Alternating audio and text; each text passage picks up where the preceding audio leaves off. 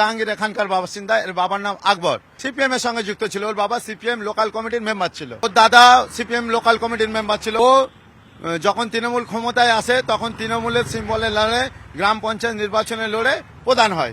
তারপর থেকে জাহাঙ্গীরের মাথায় অভিষেক ব্যানার্জির হাত থাকার ফলে ধীরে ধীরে বেচার বাচ্চা পুষ্পা হয়ে ওঠে। শুরু করতো প্রথমে ছেলেদের সঙ্গে বল খেলতো, এ গ্রাম ও গ্রাম সে গ্রাম, ভালো বল খেলতো।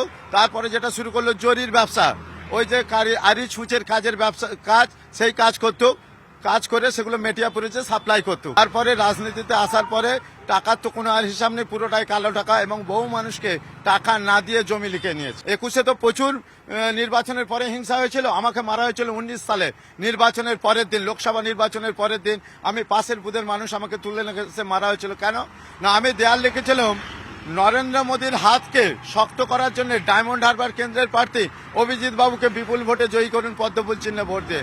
এই অপরাধে আমাকে তুলে নিয়ে এসে জাহাঙ্গীর নিজে এবং ওর ভাইরা ভাই, যে আজকে পুলিশ কাস্টাডিতে আছে, অ্যারেস্ট হয়েছে, অসম্ভব মেরেছিল, সে ভাবা যাবে না।